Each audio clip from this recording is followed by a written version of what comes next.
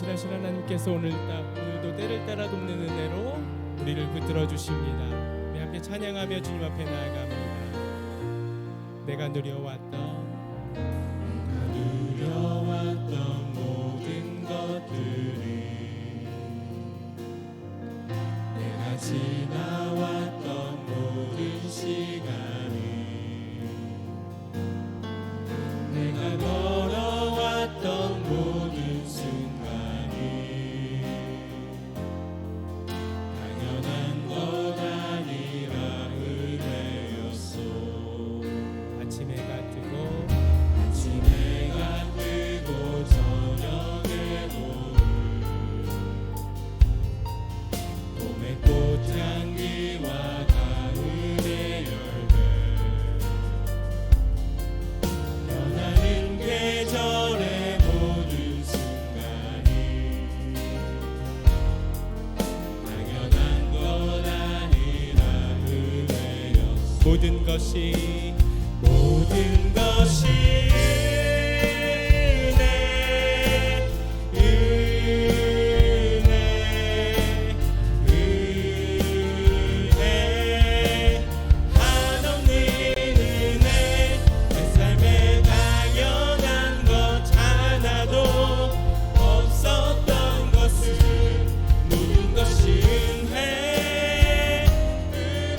찬양합니다. 내가 누려왔던 모든 것들이, 내가 지나왔던 모든 시간이, 내가 걸어왔던 모든 순간이 당연한 것 아니라 이렇게 고백합니다. 아침 해가 뜨고 저녁에 노을, 봄의 꽃향기와 가을의 열매, 변하는 계절의 모든 순간이 당연한 것 아니라 은혜였소. 모든 것이 모든 것이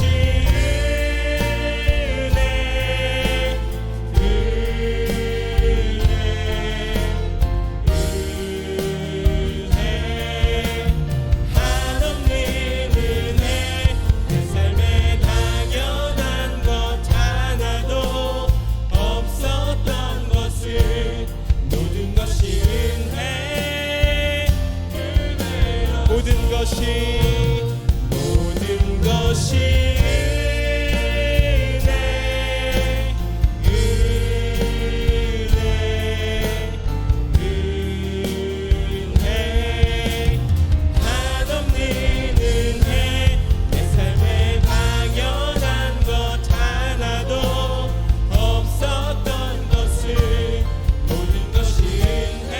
은혜였소. 내가 이 땅에 태어나 사는 것, 내가 이 땅에 태어나 사는 것, 어린아이 시절과 지금까지 숨을 쉬며 살며 꿈을 꾸는 삶, 당연한 것 아니라 은혜. 그리고 고백합니다. 내가 하나님의 자녀로, 내가 하나님의 자녀로 살며 오늘 찬양하고 예배하는 삶,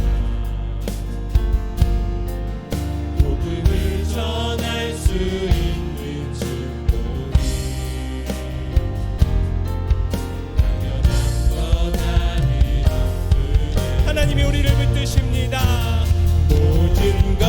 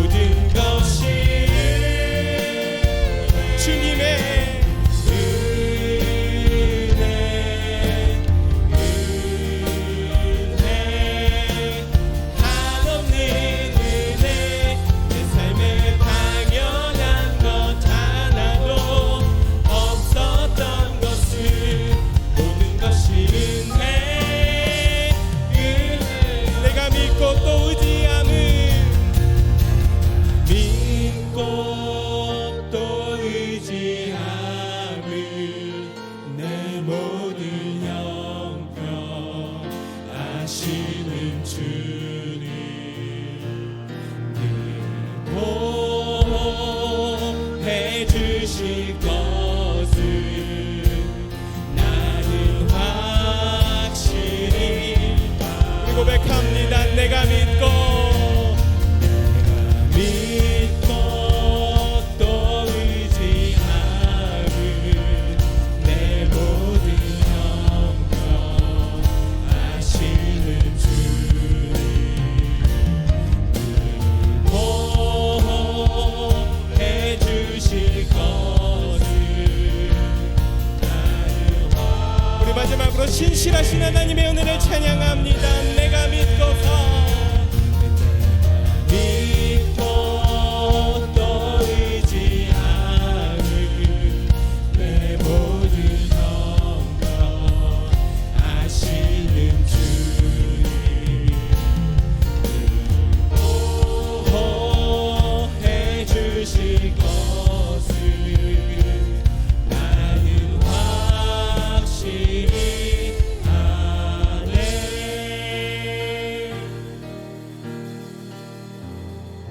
이 시간 자리에서 일어나셔서 찬양하심으로 주일 예배를 하나님께 올려드립니다.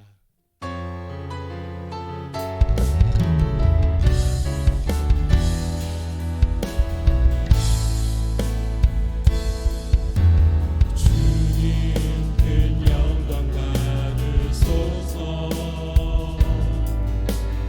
홀로 찬양 받으소서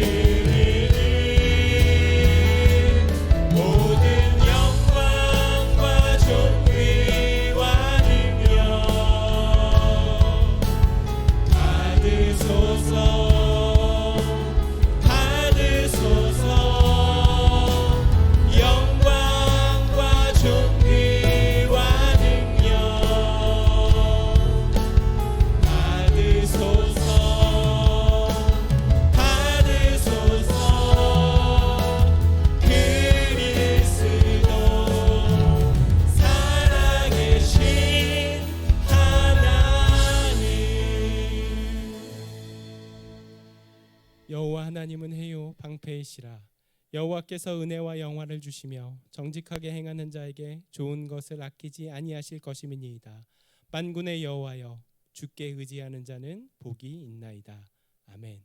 다 같이 사도신경으로 신앙 고백드립니다. 나는 전능하신 아버지 하나님 천지의 창조주를 믿습니다. 나는 그의 유일하신 아들 우리 주 예수 그리스도를 믿습니다. 그는 성령으로 잉태되어 동정녀 마리아에게서 나시고 본디오 빌라도에게 고난을 받아 십자가에 못 박혀 죽으시고 장사된 지 4일 만에 죽은 자 가운데서 다시 살아나셨으며 하늘에 오르시어 전능하신 아버지 하나님 우편에 앉아 계시다가 거기로부터 살아있는 자와 죽은 자를 심판하러 오십니다. 나는 성령을 믿으며 거룩한 공교회와 성도의 교제와 죄를 용서받는 것과 몸의 부활과 영생을 믿습니다. 아멘. 다 같이 앉으시겠습니다.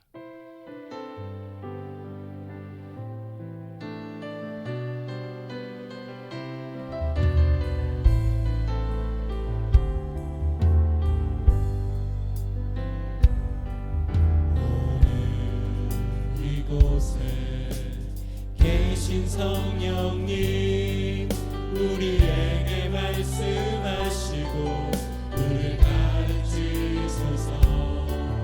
아직 우리 맘 열어주시고 주의 빛으로 밝혀 우리를 인도하소서.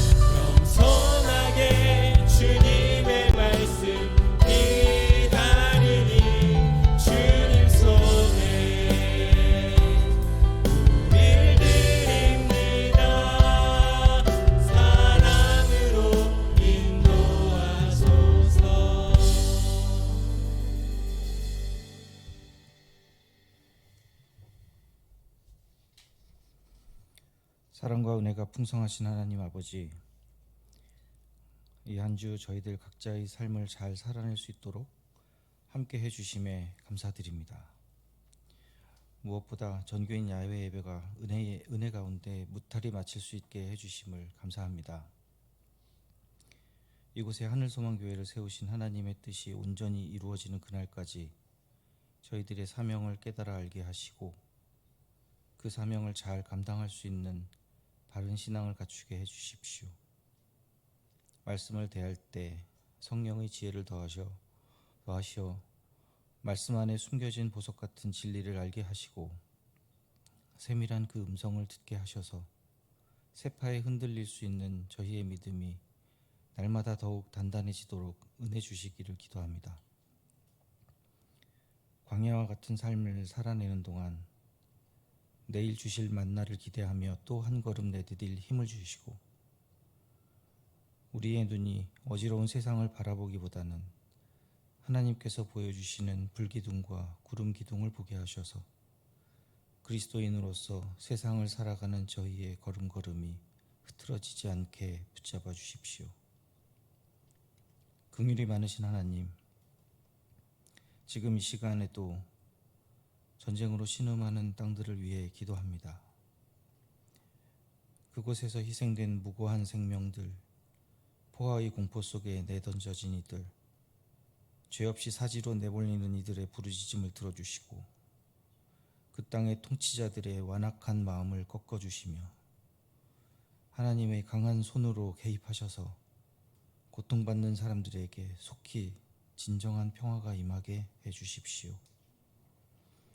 이 시간 머리 숙인 우리 하늘소망 성도들과 그 가정들이 임재하신 하나님의 나라를 살게 해주시기를 기도합니다.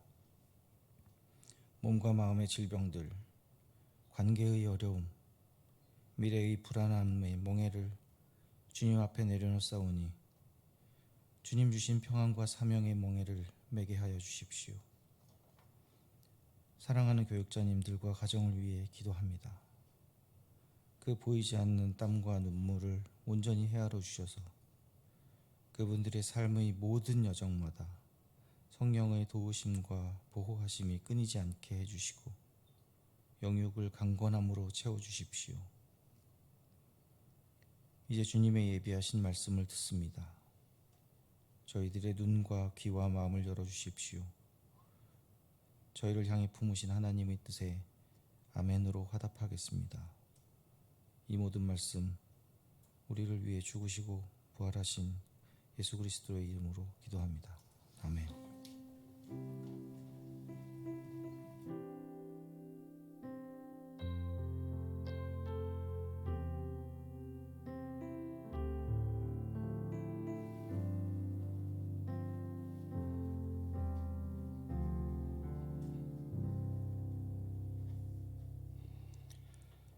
오늘 하나님께서 주신 말씀 로마서 3장 29절부터 4장 8절까지입니다. 제가 잘못 전달해 드렸는데 로마서 3장 29절부터 4장 8절까지의 말씀입니다. 29절부터 함께 읽겠습니다. 하나님은 다만 유대인의 하나님이시냐 또한 이방인의 하나님은 아니시냐 진실로 이방인의 하나님도 되시느니라. 할례자도 믿음으로 말미암아 또한 무할례자도 믿음으로 말미암아 의롭다 하실 하나님은 한 분이시니라. 그런즉 우리가 믿음으로 말미암아 율법을 파괴하느냐? 그럴 수 없느니라. 도리어 율법을 굳게 세우느니라. 그런즉 육신으로 우리 조상인 아브라함이 무엇을 얻었다 하리요? 만일 아브라함이 행위로서 의롭다 하심을 받았으면 자랑할 것이 있으려니와 하나님 앞에서는 없느니라. 성경이 무엇을 말하느냐? 아브라함이 하나님을 믿음에 그것이 그에게 의로 여겨진 바 되었느니라. 일하는 자에게는 그 싹이 은혜로 여겨지지 아니하고 보수로 여겨지거니와 이를 아니할지라도 경건하지 아니한 자를 의롭다 하시는 이를 믿는 자에게는 그의 믿음을 의로 여기시나니 이런 것이 없이 하나님께 의로 여기심을 받는 사람의 복에 대하여 다윗이 말한 바 불법이 사함을 받고 죄가 가리어짐을 받는 사람들은 복이 있고 주께서 그 죄를 인정하지 아니하실 사람은 복이 있도다 함과 같으니라. 이번 주부터 예배 순서가 조금 달라졌습니다. 뭐가 달라졌는지 아시겠습니까? 광고가 빠졌지요. 광고는 예배가 시작하기 전에 영상으로 대신하도록 하겠고, 예배 중에는 따로 광고를 하지 않겠습니다. 그래서 기도하신 후에 제가 곧바로 올라왔습니다.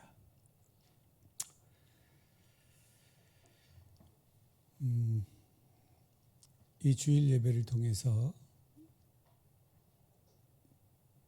제가 로마서를 나누고자 하는 열망은 오래전부터 있었습니다.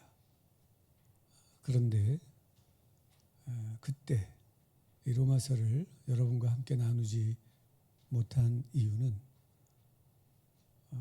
부족한 실력 때문입니다. 있는 그대로 로마서를 잘 전달할 수 있는지에 대한 확신이 없어서 할 수가 없었습니다. 그럼 지금은 그 준비가 됐느냐? 그렇지 않습니다. 그때에 비해서 그렇게 충분히 준비가 되었다, 그렇게 생각이 되지는 않습니다. 그럼 왜 그때는 안 하고 지금은 하냐? 제게 복음을 전할 시간이 얼마 남아있지 않기 때문입니다.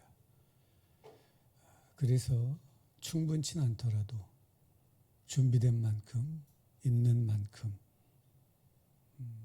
복음을 나누어야 되겠다라고 하는 마음 때문에 로마서를 시작했습니다. 제가 이 로마서를 통해 여러분과 정말로 나누고 싶은 것 뭘까요? 복음이겠죠. 다른 말로 하면 진리입니다. 그런데 저는 이 단어를 조금 바꿔보고 싶어요. 복음이나 진리라고 하는 단어가 너무 귀한데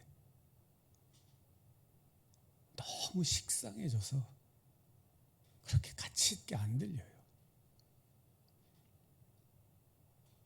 그래서 저는 이렇게 바꿔보고 싶어요.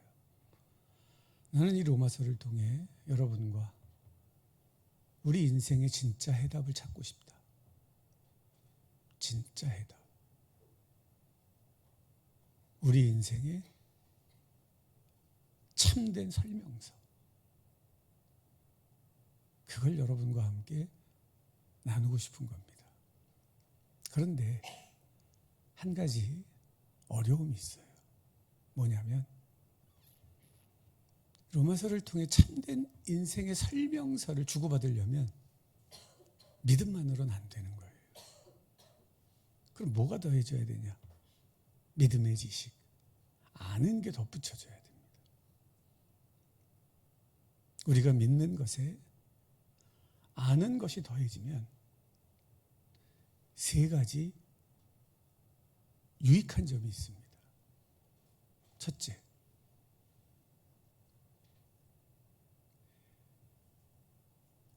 우리의 믿음을 바르게 지킬 수 있습니다. 두 번째, 견고한 믿음을 가질 수 있습니다. 그리고 세 번째, 풍성한 믿음을 가질 수 있습니다. 자, 이 바른 믿음이라고 하는 게 뭐냐면 삶의 방향성이에요. 열심히 사는 게 목적이 아니라 무엇을 위해서 사느냐. 열심히 뛰는 게 목적이 아니라 어디로 가느냐. 방향입니다. 두 번째, 견고한 믿음은 삶의 주관성이에요. 세상이 어떻게 굴러가도, 주변 사람들이 어떻게 유혹해도 난 믿음의 길을 걷는 거예요. 흔들리지 않는 믿음을 가질 수 있는 길. 믿는 것에 아는 것이 더해질 때입니다. 세 번째는 이 풍성한 믿음은 삶의 자족성이에요.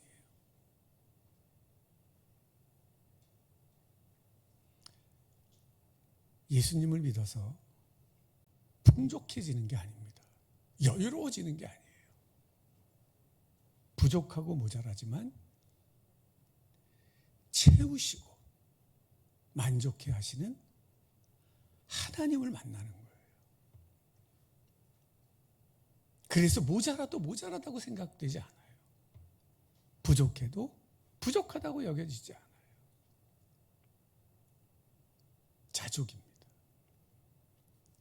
바른 믿음, 견고한 믿음, 풍성한 믿음. 이 세 가지는 믿음이 좋아져야 얻는 게 아니에요. 믿음에 지식이 더해져야 되는 거예요. 쉽게 말하면 성경 말씀을 바르게 알면 이 세 가지가 생겨나는 겁니다. 제가 만난 수많은 사람들 중에 자신이 믿음이 좋다고 생각하는 사람을 전 본 적이 없어요. 거의 99.9%는 전 믿음이 약해요.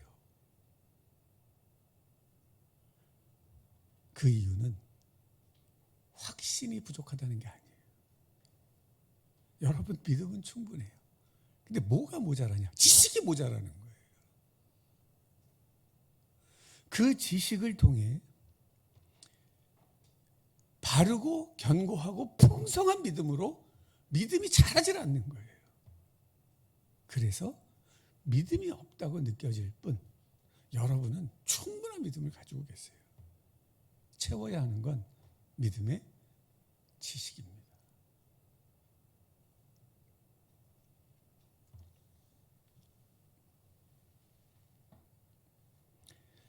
자, 2000년 전 사도 바울은 두 가지를 증명해야 하는 과제를 가지고 있었습니다. 첫째, 진짜 해답이 뭐냐 하는 거예요. 예수를 믿는 믿음으로 하나님의 의를 얻는 것이 진짜 해답이다. 이걸 증명해야 돼요. 두 번째, 그게 해답이라면 그럼 지금까지 유대인들이 진짜 해답이라고 주장했던 할례와 율법은 어떻게 되는 거냐 하는 거예요.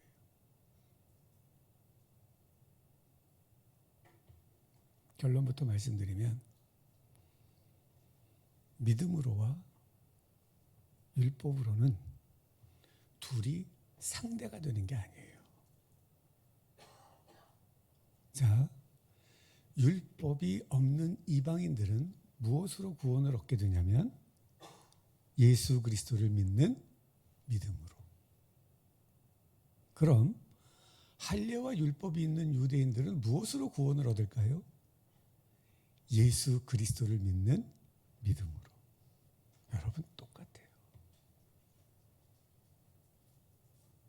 율법을 행하느냐 행하지 않느냐 하는 건 자기 마음이에요.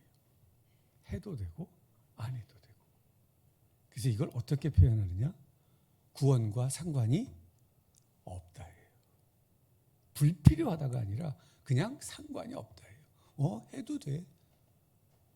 그런데 안 한다고 문제가 되지 않아. 너 하고 싶은 대로 해. 그런 거예요. 그래서 지금 이스라엘에 거주하는 유대인 크리스찬들 중에는 두 종류가 있어요. 한 부류의 사람들은 유대인들처럼 똑같이 지키면서 예수를 믿는 유대인들이 있고요. 우리처럼 그런 거 안 하고 예수를 믿는 유대인들도 있어요. 그런데 서로 왜 그러냐 말하지 않아요.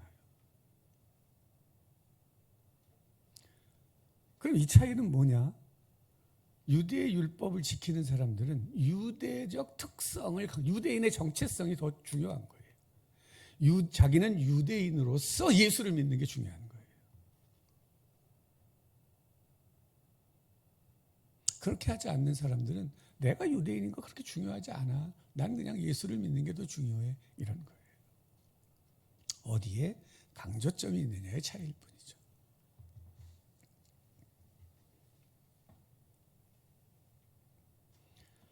오늘날 그리스도인들이 왜 율법을 지키지 않아도 될까? 율법이 구원과 상관이 없기 때문이에요.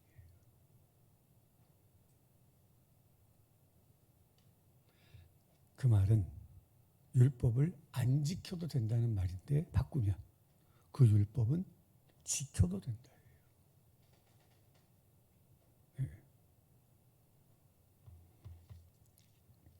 바울은 이 두 가지 사실을 증명하기 위해서 아브라함을 소환합니다. 자, 3장 29절부터 한번 보겠습니다. 3장 29절부터 보면 바울은 묻습니다. 하나님은 유대인들, 즉 특정 민족의 하나님이냐 아니면 모든 민족의 하나님이냐? 어떤 분이실까요? 바울의 답은 분명합니다. 하나님은 모든 민족의 하나님이시라는 거예요.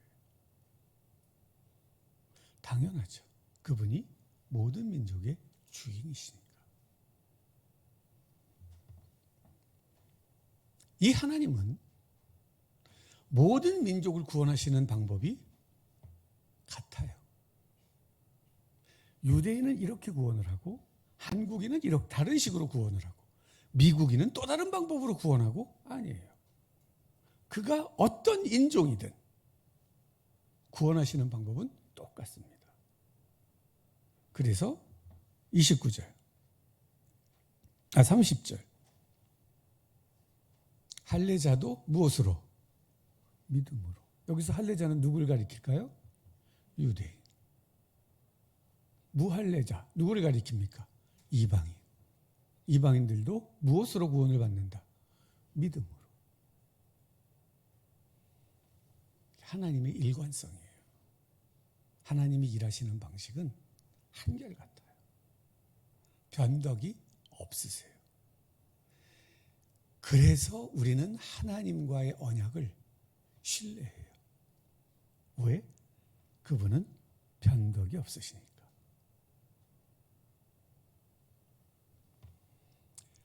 자, 하나님은 한 분이세요. 30절 말씀. 이게 아주 재밌잖아요. 한번 보세요. 할례자도 믿음으로 구원을 받습니다. 무할례자도 구원을 받습니다. 그 이유는 뭐냐? 의롭다 하시는 이는 한 분 하나님이래. 이게 무슨 상관이 있을까요? 이 한 분이라고 하는 하나라고 하는 의미는 숫자 1이라고 하는 의미가 있어요. 이 세상의 참 하나님은 한 분이시다. 이런 한 분의 의미도 있지만 또 하나, 이 하나 속에는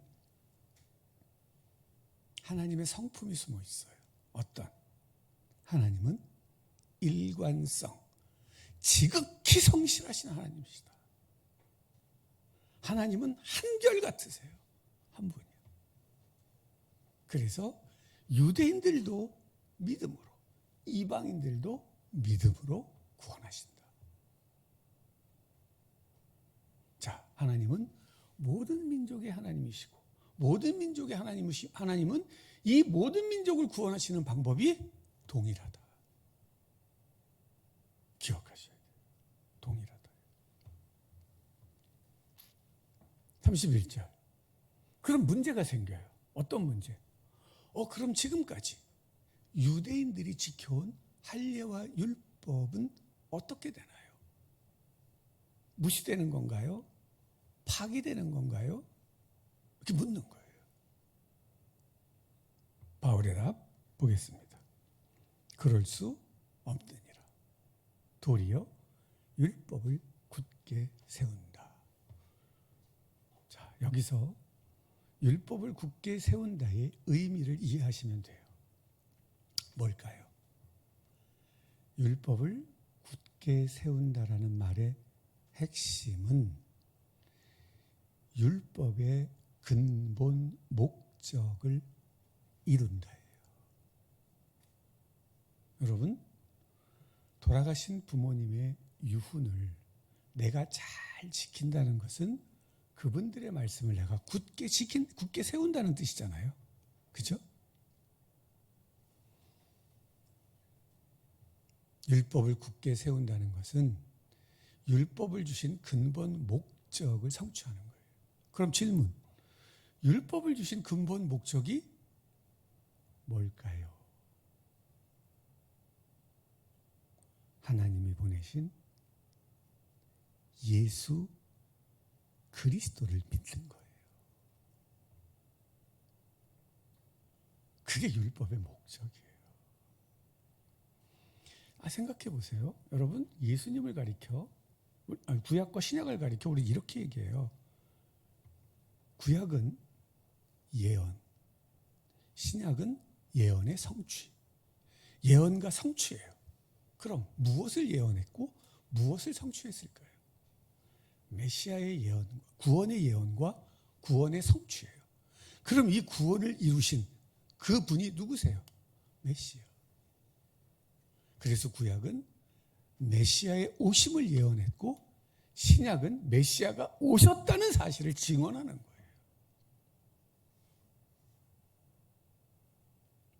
예고가 없이는 왔다는 증언이 무의미하죠. 그렇죠?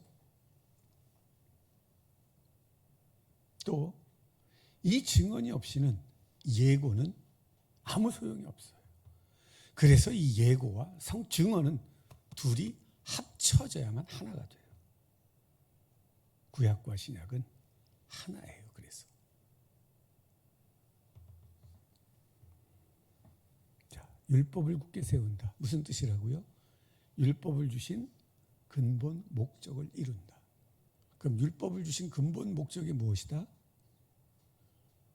메시아의 오심을 소망하고 기대하는 거예요. 쉽게 말하면 내가 유대인으로서 구약 성경을 잘 읽고 해석을 하면 어떤 마음이 막 일어나는 거냐면 메시아를 사모하는 거예요. 오십시오 주님. 마라나타 오십시오가 되는 거예요. 왜 그럴까요? 여기에는 율법에 대한 역할이 들어있어요. 자, 오늘 로마서 3장 20절 말씀을 보겠습니다. 로마서 3장 20절 말씀을 보시면 이런 말씀이 있어요. 읽어볼게요. 그러므로 율법의 행위로 그의 앞에 의롭다 하심을 얻을 육체가 없다. 그래서 율법으로는 뭐를 한다? 그럼 여기서 이 말씀에서 율법의 역할은 무엇이다? 죄를 깨닫게 하시는 거예요. 그럼 내가 율법을 붙들고 열심히 율법을 붙들고 살아. 그러면 뭘 많이 깨달아요? 죄를 깨닫는 거예요. 근데 여기 문제가 있어.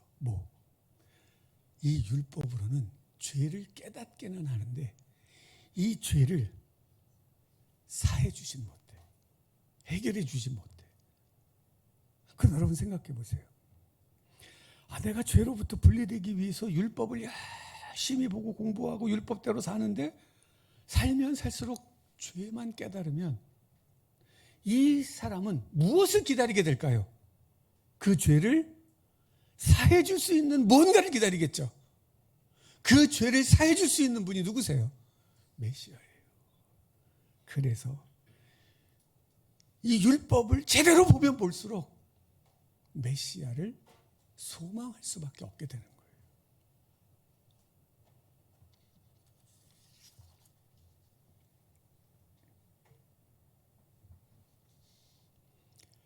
율법을 바르게 이해하면 그 율법을 통해 우리는 나의 죄성, 우리의 죄의 참상을 자꾸 보게 돼요. 그러면 우리에겐 어떤 열망이 생기냐면 우리를 죄에서 구원하고 하나님과 화해시켜줄 어떤 분을 간절히 바라고 소망하게 되죠. 바로 그분이 하나님께서 예언하신 메시아예요. 그렇다면 만일 유대인들이 구약 성경을 바르게 읽었다면, 바르게 해석했다면 그들이 죄 사함을 받기 위해서 가야만 하는 비상 통로는 어디였을까요? 어디였을까요? 뭘 어디야? 예수 그리스도지. 그들이 구약 성경을 바르게만 해석했다면, 바르게 해석했다면 그들이 향해야 하는 구원의 통로는 어디예요? 예수 그리스도죠.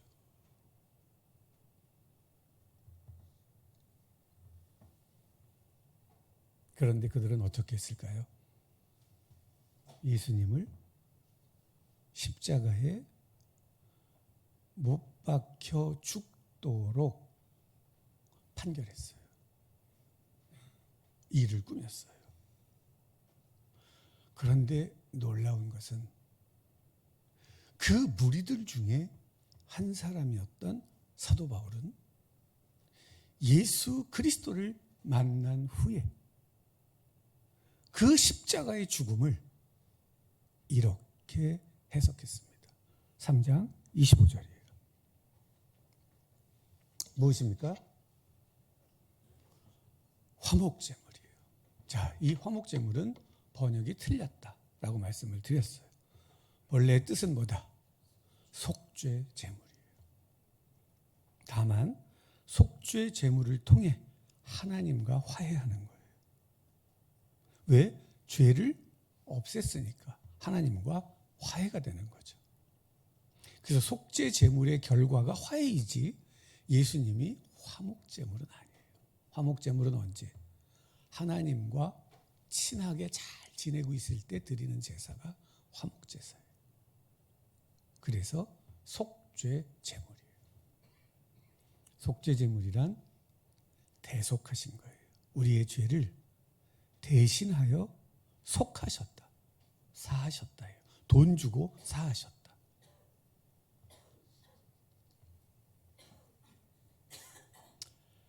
자, 이제 제가 예수 그리스도라고 하는 이 단어에 담긴 의미를 설명하려고 해요.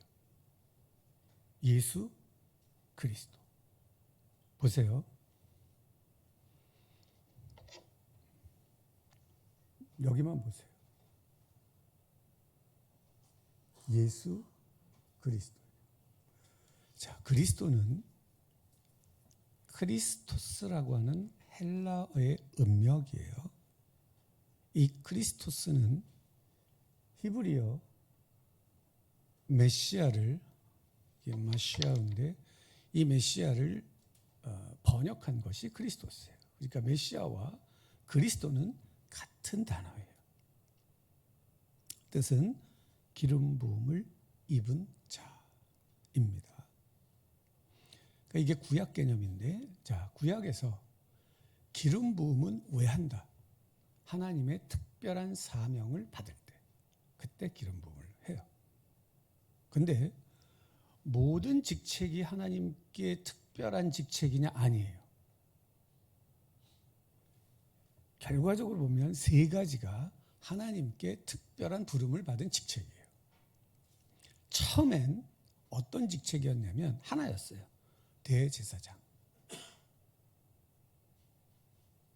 그러니까 제사장이 하나님의 특별한 부름을 받은 직책이에요. 그런데 시대가 지나면서 왕이 생겼어요. 왕도 하나님께 부름을 받은 특별한 직책이에요. 왕의 역할은 뭐냐? 그러니까 제사장의 역할은 뭐예요? 제사를 통해서 하나님과 인간 사이를 중재. 인간들을 하나님께로 예배를 통해 하나님께로 이끌어가는 자가 제사장이에요. 왕은 정치를 통해 백성들을 하나님의 뜻대로 이끌어가는 자가 왕이에요. 그런데 이 왕이 하나님의 말씀을 잘 안 들어. 그래서 이 왕에게 하나님의 말씀이 이래요라고 대신 전해줄 수 있는 사람이 필요했어요. 누굴까요? 예언자예요. 그래서 왕과 예언자는 함께 가요. 제사장, 왕, 예언자가 세워질 때마다 기름을 부어서 이 사람들은 하나님의 특별한 사명을 받은 사람이야를 표시해 줬어요. 그럼 하나님께 받은 특별한 사명이란 게 뭐냐? 백성들을 하나님께로 인도하는 거예요. 자, 양을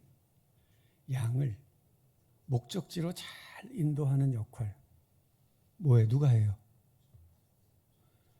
양을 목적지로 잘 인도하는 역할 누가 해요? 목자. 그래서 왕을 목자라고 불러요. 네. 이 역할을 하는 사람들을 기름을 붓기 때문에 히브리어로 메시아라고 불러요. 그러니까 이 메시아는 보통 명사예요. 이해가 되시죠? 그런데 이 메시아들이 다 없어지고 제사가 폐해지고 나라가 망하고 예언자들이 사라지고 다 폐해졌을 때 하나님이 딱 한 사람의 메시아를 예고하세요.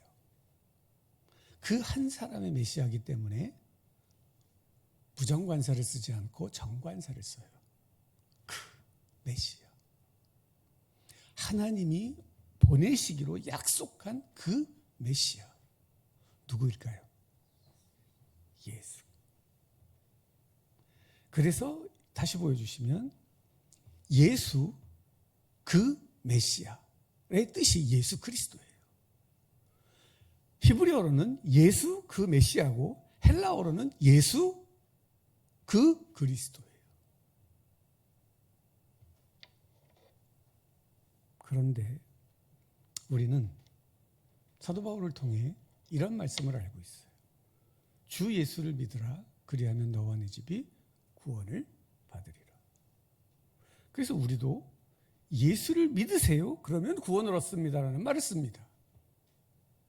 질문. 예수를 믿으라고 할 때 도대체 예수의 무엇을 믿으라고 하는 것인가? 뭘 믿으라는 걸까요?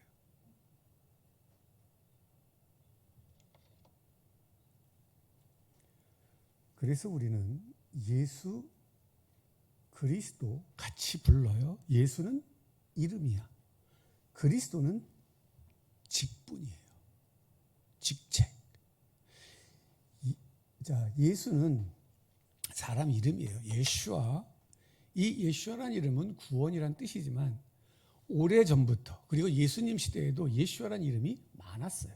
볼게요. 성경으로 통해서 보면 사도행전 13장 6절에 보면 바도 칼라를 해야 돼. 바 예수가 나와요. 바 예수는 예수의 아들이란 뜻이에요. 엘루마라고 하는 그 점쟁이 이름을 이렇게 불렀어요. 바 예수. 예수의 아들. 그 다음 골로새서 4장 11절 말씀을 보면 유스도라 하는 예수예요. 이 유스도는 유스투스 라틴어예요. 로마식 이름이고 이건 히브리식 이름이에요. 그러니까 사울이라고 하는 바울과 똑같은 이름이에요. 유스투스와 유스도라고 하는 예수. 이 사람도 히브리식 이름이 예수야. 마태복음 27장 7절 말씀 보면 아닌데 이거 아닌데 이거 아니야. 이건 26장이나 그쯤 되는 것 같은데 여기 이제 저 누가 나오냐면 바라바가 나와요. 바라바.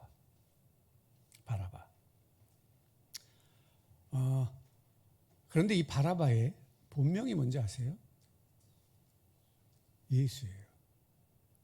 그래서 빌라도가 백성들에게 어떻게 묻냐면 바라바냐 예수냐 이렇게 묻지 않아요. 바라바라 하는 예수냐 아니면 그리스도라 하는 예수냐 이렇게 물어요. 자, 예수란 이름은 이런 것처럼 그냥 보통 명사예요. 이 사람 저 사람 이름이 다 예수야. 문제는 예수 그 다음에 있는 이 직책 뭐였어요? 그리스도. 예수 하 마시아흐 메시아 그 메시아 이게 중요해요. 그러니까 예수는 이 땅에서 살아간 역사적 인물 예수예요. 그럼 그리스도는 이 예수가 행한 일이에요. 뭘 했냐? 여기서 살아간 예수가 여럿 있는데 그 중에 십자가에서 죽은 예수는 하나야. 하나님 나라를 전하다가 십자가에서 죽은 예수는 한 명이야. 그런데 그가 십자가에서 죽을 때는 아무도 몰랐어. 그 죽음의 의미를. 언제 알았어요? 부활한 다음. 부활한 다음. 왜 이분만 부활했지? 지금까지 수도 없는 사람들이 죽었을 텐데 왜 딱 한 사람만 부활을 시키셨을까를 통해서 제자들은 깨달아요. 이분이 누구였다? 하나님의 아들이었다라는 사실을 깨닫게 돼요. 그러고 나니까 그의 죽음의 비밀이 밝혀지는 거예요. 어떤? 자, 메시아의 역할이 뭐라 그랬어요? 백성들을 하나님께로 인도하는 거예요. 그런데 백성들을 하나님께로 인도하려면 뭐가 제거돼야 돼요? 죄. 그런데 이 죄가 제거되려면 뭐가 필요하죠? 피. 그래서 예수님이 십자가에서 죽으셨어. 자, 그런데 이게 이제 예수님의 죽음의 의미야. 그런데 문제는 뭐냐? 이 죽음의 효력이야. 과연 그렇게 죽은 예수가 인간의 죄를 사할 수 있는 능력이 있냐 없냐? 만일 이게 있으려면 어떤 조건이 성립이 돼야 돼요? 그가 죄가 없는 사람이어야 돼요. 왜? 모든 인간은 죄인이기 때문에 죄인은 죄인을 구원할 수가 없잖아요. 그러니까 그 십자가에서 죽은 예수가 흠이 없어야 돼. 그럼 흠 없는 인간은 누가? 이 땅에 오신 하나님의 아들이어야 일 수밖에 없는 거예요. 그래서 제자들은 이 예수의 죽음을 통해 그분이 무슨 직책을 수행하셨다? 메시아의 직책을 수행하셨다라고 깨달은 거예요. 그리고 그 직책의 효능은 그분이 하나님의 아들이기 때문이라는 거예요. 그럼 이 예수 그리스도 안에 뭐가 들어가냐? 이 땅에서 살아간 동정녀 탄생으로 이 땅에 오신 예수, 육신을 입으신 예수, 메시아의 직책을 수행하신 예수, 부활하신 예수, 하나님의 아들 예수. 이 세 가지 의미가 예수 그리스도라는 이름 속에 담겨 있는 의미예요. 그래서 예수 그리스도 이 6글자를 믿는다는 것은 예수님의 생애 전체를 믿는다는 것을 의미하는 거예요.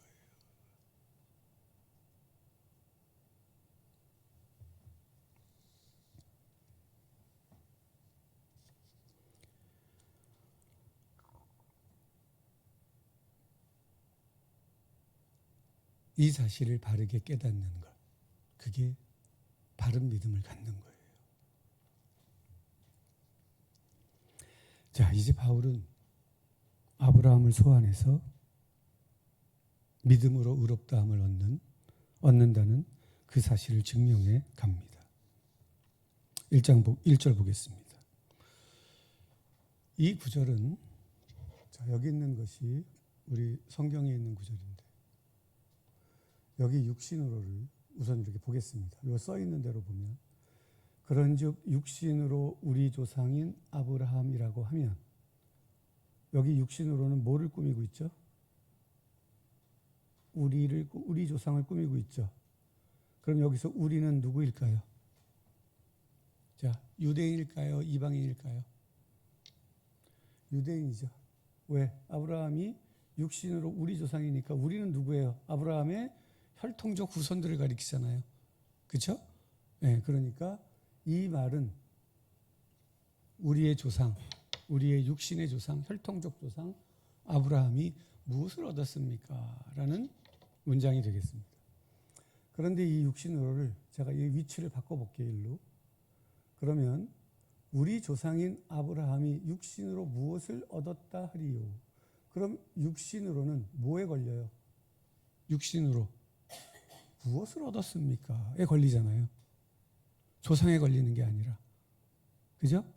그럼 여기서는 육신이냐, 육신 이외에 다른 것으로 얻은 거냐, 이런 문제가 되지만, 위에서는 아브라함이 우리의 혈통적 조상입니다 라고 하는 것을 표현하죠.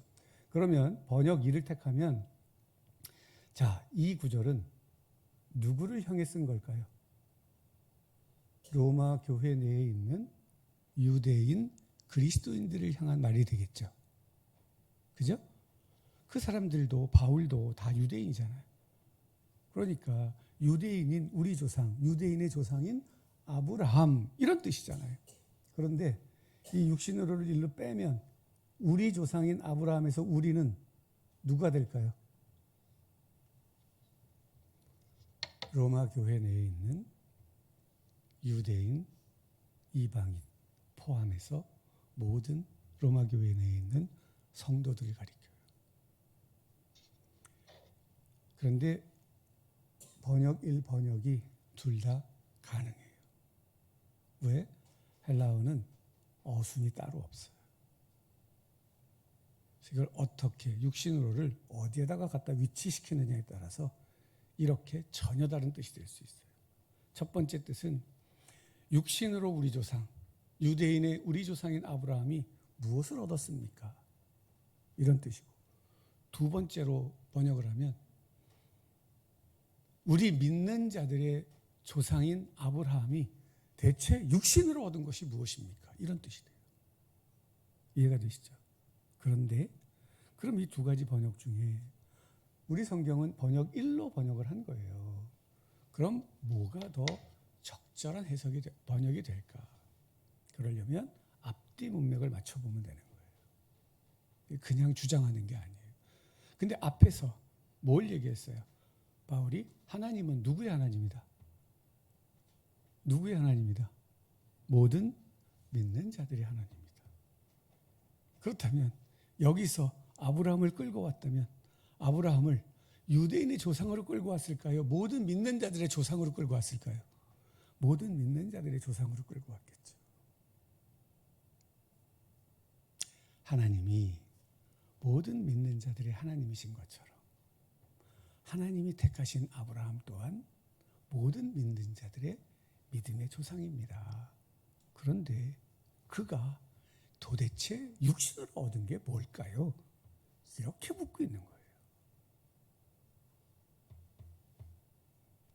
왜 이게 중요하냐면 아브라함은 여러분이 알고 있는 것처럼 유대인의 조상이기도 하고 무슬림들의 조상이기도 하고 그리스도인들의 조상이기도 해요. 그런데 잘 들으세요.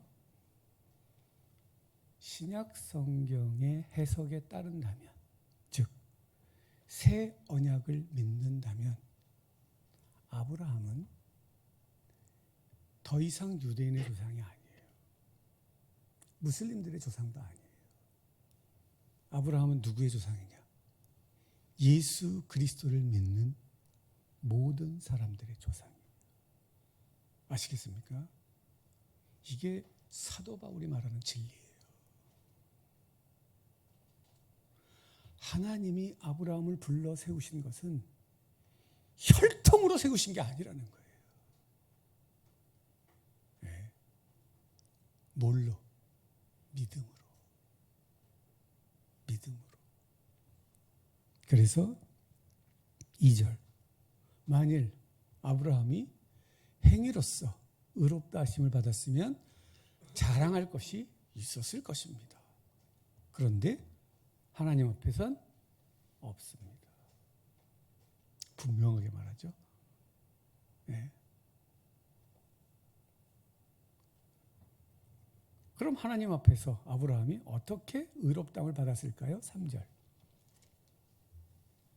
아브라함이 하나님을 믿음에 하나님을 믿음에 오늘 이 말씀은 이 구절에서 이 단락에서 제일 중요한 말씀입니다. 자, 아브라함이 하나님을 믿었다. 여기 믿었다라고 하는 이 단어는 마음의 확신이 아닙니다. 하나님의 언약을 믿었다는 거예요. 그럼 우리가 여러 번 살펴보았는데 하나님의 언약은 무엇입니까? 하늘의 별들을 보여주고 네 후손이 이와 같을 것이라. 그죠? 네. 그 하나님의 말씀을 믿었다는 거예요. 그리고 이 땅을 너희 후손들에게 줄 것이다. 하나님의 그 약속을 믿은 거예요. 그럼 이때 아브라함의 믿음은 뭐냐면 하나님은 하나님이 말씀하신 것을 하나님이 이루신다. 우리는 믿음이 없어요. 자기 확신이 없다는 뜻으로 이야기를 해요. 믿음이 없다는 말은 하나님의 말씀을 신뢰하지 않는다. 그럼 나는 믿음이 없어도 성경을 통해서 하나님에 대해서 배웠다면 하나님을 신뢰할 수 있어요. 하나님이 어떤 분인지를 알면. 자, 하나님은 창조의 하나님이시고 당신의 백성을 구원하시는 하나님이시고 당신의 백성과 약속한 것을 반드시 이루시는 하나님이심을 믿는다면, 그 하나님을 배웠다면 그 하나님을 신뢰하면 돼요. 내가 이 성경을 통해서 이렇게 하나님이 이런 분이라는 걸 배웠어. 이런 분이라는 걸 알았어. 그래, 하나님은 그런 분이지. 이게 믿음인 거예요. 내 마음에 확신이 필요한 게 아니고 말씀을 통해서 하나님이 어떤 분인지를 바르게 배우는 게 중요한 거예요. 그래서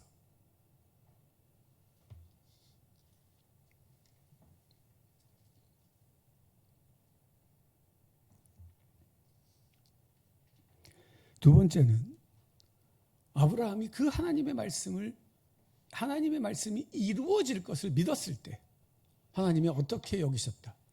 그의 믿음을 의로 여기셨다. 여기다라고 하는 이 단어, 여기다라고 하는 단어는 간주하다 뜻이에요. 그렇게 세다, 숫자를 세다, 간주하다. 믿음으로 간주했다는 거예요.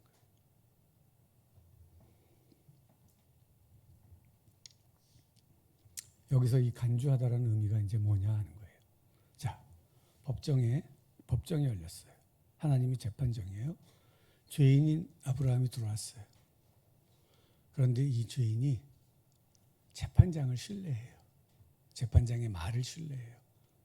근데 얜 죄인인데 재판장의 말을 신뢰하는 걸 보고 이 재판장이 너 무죄 이렇게 선언하셨어요. 자, 이 재판정에 끌려온 아브라함은 죄인이에요. 그런데 이 죄인이 죄인을 의롭다 여기시는 하나님을 믿음으로 그 하나님이 의롭다고 말씀하신 거예요. 그러면 이때의 의로움은 아브라함의 변화가 아니라 하나님의 일방적 선물이에요. 그래서 이 의는 성품이 변화되는 게 아니라 신분이 변화되는 거예요. 어떻게? 죄인에서 의인된 하나님의 자녀로 이렇게 바뀌었다는 거예요. 여전히 죄성이 있고 여전히 미숙하고 여전히 모자라지만 하나님의 눈에 그는 의인이에요. 자, 15장 6절을 다시 한번 보시면, 아니면 3절을 다시 한번 보시면, 자, 아브라함이 하나님을 믿음에 하나님이 이를 그의 의로 여기셨다라고 보면 이런 의미가 돼요. 아브라함이 하나님을 잘 믿으니까 하나님이 옛다, 의다, 그리고 이렇게 주신 것 같은, 그러니까 맞교환이 이루어진 것처럼 보여요. 이건 맞교환이 아니에요. 맞교환이 아니고 이 말씀의 의미는 죄인인 인간과 거룩하신 하나님이 교제하는 통로, 뭐다? 믿음이다. 믿음은 하나님의 은혜가 들어오는 통로예요. 그리고 하나님과 교제하는 장소예요. 그래서 믿음이 없이는 하나님을 기쁘시게 하지 못한다고 말하는 거예요.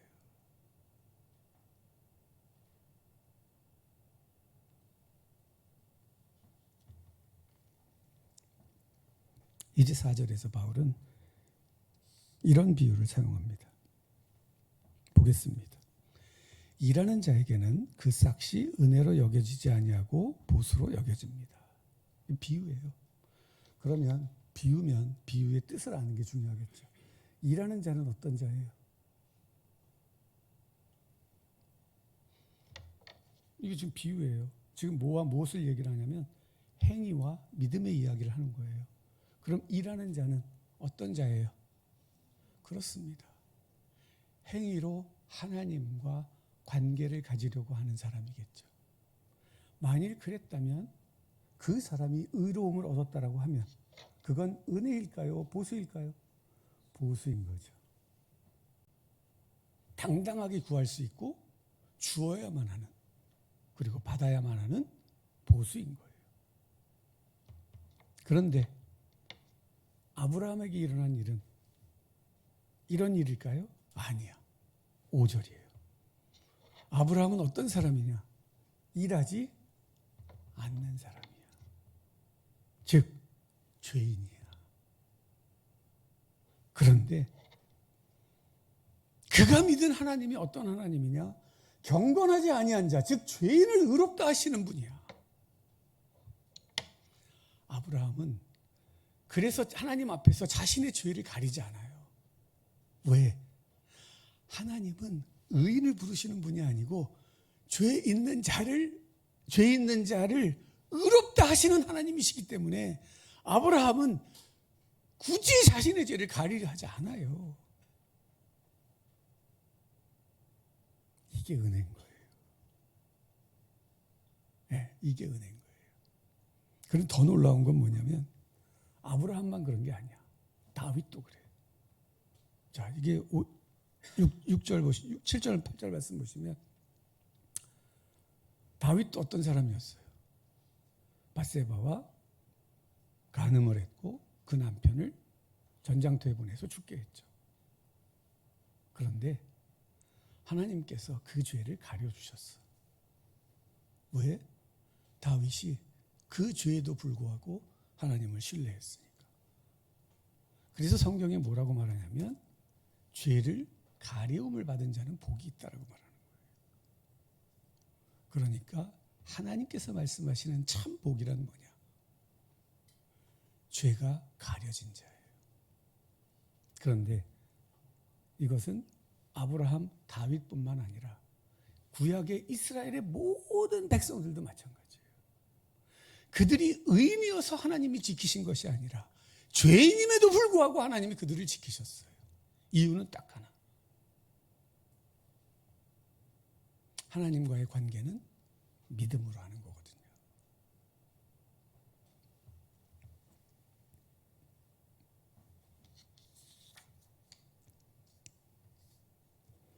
자, 이처럼 아브라함에게 일어난 일은 은혜로 인한 일이었다. 그런데 이 은혜로 인한 일이 아브라함에게만 일어났냐? 아니다. 다윗에게도 일어났고 구약의 모든 백성들에게도 일어났다. 그렇다면 이 구약 성경 전체를 통해서 하나님이 인간과 관계하시고 교제하시는 방식은 무엇을 통해서다? 믿음을 통해서다. 이게 확증이 되는 거예요. 이걸 통해서 바울은 뭘 반박을 하고 있느냐? 유대인들이 말하는 하나님은 율법과 할례를 통해서 관계를 맺는다라고 하는 사실을 깨트리고 있는 거예요. 아니다. 잘 봐라. 너희의 조상 아브라함부터 그 유명한 다윗으로부터 그 유명한 너희의 모든 조상들이 이르기까지 하나님은 오직 무엇으로 관계하셨다? 믿음으로 관계하셨다. 이 믿음은 뭐냐? 죄에도 불구하고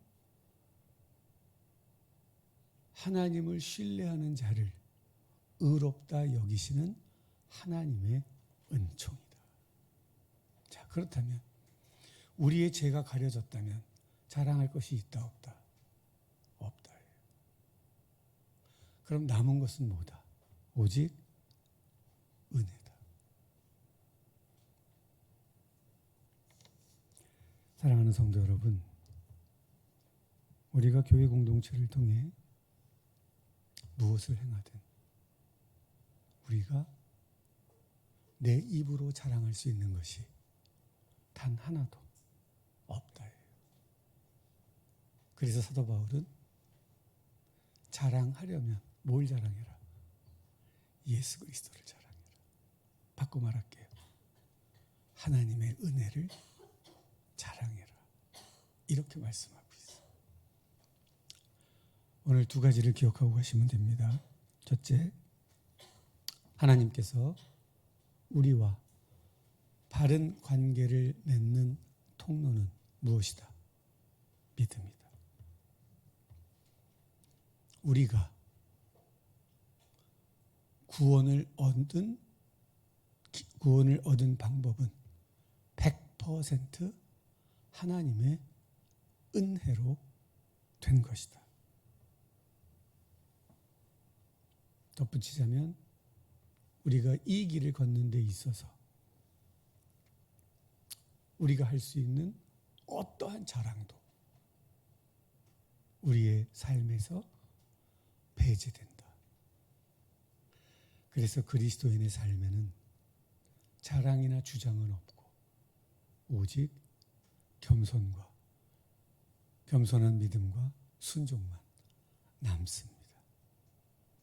그렇게 여러분의 삶의 자리자리를 하나님의 은혜로 충만히 채워가시기를 기원합니다. 자, 기도하겠습니다. 오직 은혜로 하나님 앞에 서며 그 은혜로 하나님과 관계하며 그 은혜로 하나님과 동행함을 고백합니다. 어떤 자랑도 내게서 내려지게 하시고 오직 겸손과 순종만이 우리의 삶에서 드러나기를 기도합니다.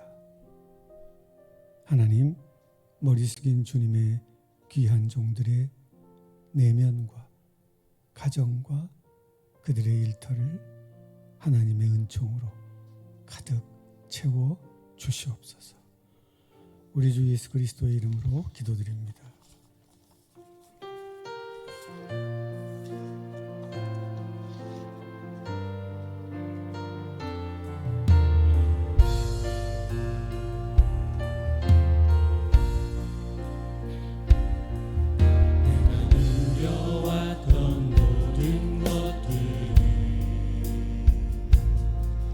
내가 지나왔던 모든 시간이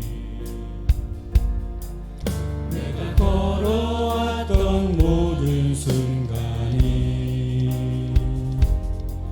당연한 것 아니라 은혜였어. 아침에 해가 뜨고 저녁에 노을 봄의 꽃향기와 가을의 열매 변하는 계절의 모든 순간이 당연한 것 아니라 은혜였어. 모든 것이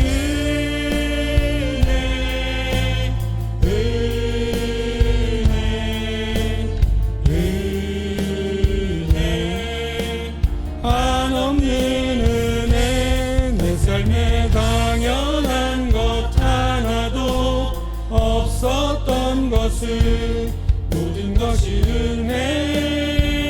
은혜였소. 내가 이 땅에 태어나 사는 것 어린아이 시절과 지금까지 숨을 쉬며 살며 꿈을 꾸는 삶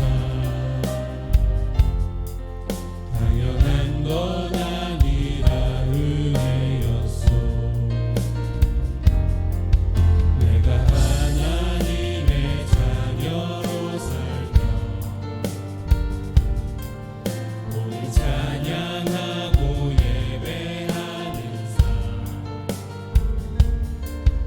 복음을 전할 수 있는 축복이 당연한 건 아니라 은혜였어. 모든 것이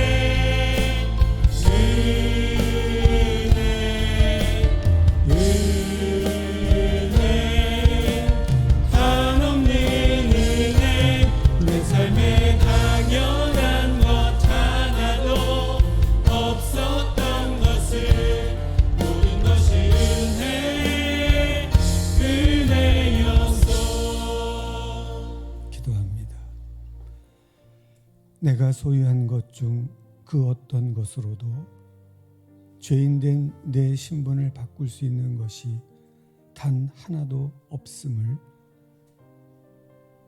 고백합니다.